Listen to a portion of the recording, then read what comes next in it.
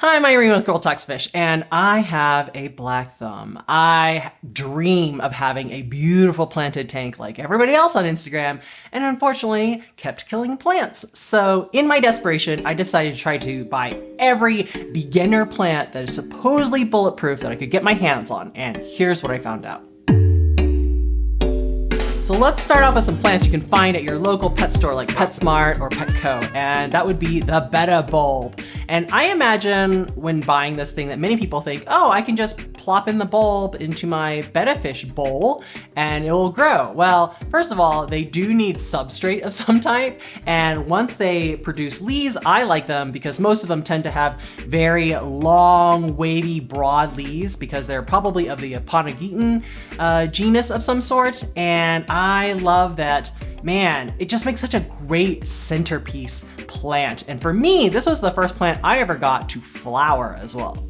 However, the cons are this plant gets very, very, very big. And also, gravel may not be enough. So if you used an inert substrate and not a nutrient-rich substrate, be aware they love to feed from the roots. So you're gonna have to give it lots and lots of root tubs every time you see the plant leaves start melting. Number 2 is another plant that is commonly sold with Betta fish tanks, and that is the Marimo mossballs. I hear they're starting to be slowly sold in the country again, but very cute and compact, doesn't require a lot of care. The cons are it is pretty much almost like a fake decoration just because they don't grow very fast. You need to make sure to rotate it and clean it because it is fuzzy and tends to collect mold and stuff. And then for me, mine started sending out green filamentous algae strands everywhere, and so I did not like that and ended up removing it.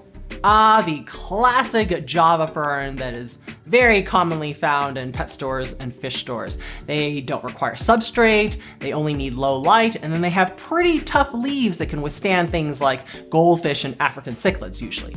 However, I don't know about you, but when I brought this thing home, it started getting brown and like holes everywhere, and then that started growing algae. So I found out that this particular plant likes to eat a lot of potassium. So if you have a pretty large Java fern like I do, make sure to dose some extra potassium if you see these problems coming. Another very popular beginner plant that just goes hand in hand with Java fern would be Anubias. Very similar in terms of also only needs low light, doesn't require substrate, and also has very tough leaves.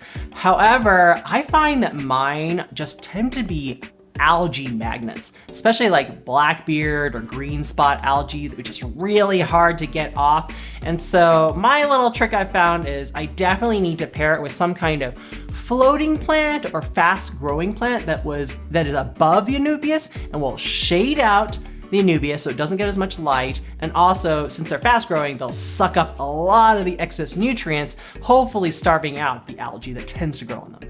Amazon swords, or any sword that really has those big, beautiful, broad leaves. Such a statement piece in any aquarium, and it comes in many, many varieties and color patterns. However, veterans often don't tell us beginners that they're also known as tank busters because they get massive and they just take over all of the substrate and the leaves just go out everywhere in your aquarium. I mean, just huge, huge plant. Probably not gonna be good for your little Betta nano tank. And then they are hungry, hungry root feeders, meaning you definitely need some kind of nutrient-rich substrate or be prepared to be constantly feeding this root tabs in order to keep it alive. Water Sprite is another plant that is commonly recommended to beginners just because it's so fast growing. It really sucks up those excess nitrate and other nitrogen compounds. And then it's got kind of fluffy leaves, which are really good for raising up fry, baby fish, or small nanofish that need a place to hide. I don't know why, but I was never able to successfully grow this thing in the substrate. However, great plant as a floating plant. I think it's just because the leaves are closer to the light. It can get carbon dioxide directly from the air. And then you know what? I honestly think it's my favorite floating plant now, just because it's so big and really easy to remove if I've got too much of it.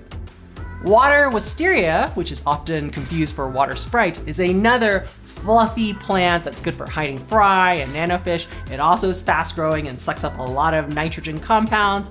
I would just say the warning here for beginners is that a lot of times you'll see a picture online, and that is the submersed form of the plant, which is what it looks like grown underwater. And then the plant you will receive is often the immersed form, which is plant farms are growing them above water. They look very, very different. Promise, it's the same plant. And you may struggle with a lot of melting as it converts from immersed to submersed form. So something that I think all water wisteria needs a warning tag on. Hornwort is probably one of the fastest growing aquatic plants there is. It just sucks up tons of nutrients, really gets very large. So I usually recommend it as a pond plant because if one day it decides it has run out of nutrients, it's gonna shed these pine needle-like leaves all over your aquarium. It's a huge mess, really annoying to clean up. So I personally do not like keeping hornwort unless perhaps I was keeping a pond.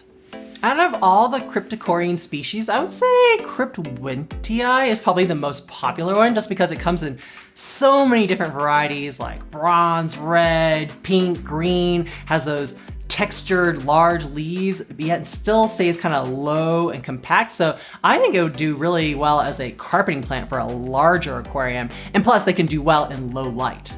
But my warning for this plant is it does like to melt.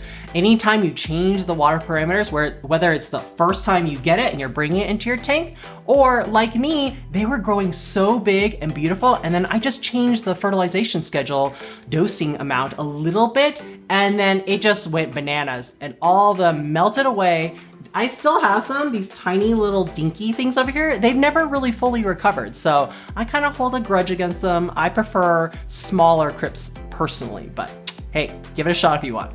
Whenever people look online for easy carpeting plant, meaning they want some kind of, I don't know, grassy lawn covering their substrate, dwarf Sagittaria often comes up. And I would just say, if you want them to stay nice and short, like a grassy lawn, you're definitely gonna need a bright light versus all of my tanks were low-tech tanks, and so they were very tall, kind of like a background plant instead. Also, they tend to be heavy root feeders, so you definitely want some kind of nutrient-rich substrate or you're gonna be feeding a lot of root tabs. I would say one of the main reasons why I can now grow a lush green aquarium like this one is because I did go out and buy almost every different kind of plant I could get my hands on. And then I found out which ones really flourish in my particular water and tank conditions. So if you have a black thumb like I did, highly recommend that you check out these 5 things I wish I had known when buying new aquarium plants. Take time to enjoy your aquariums, and I'll see you in the next video.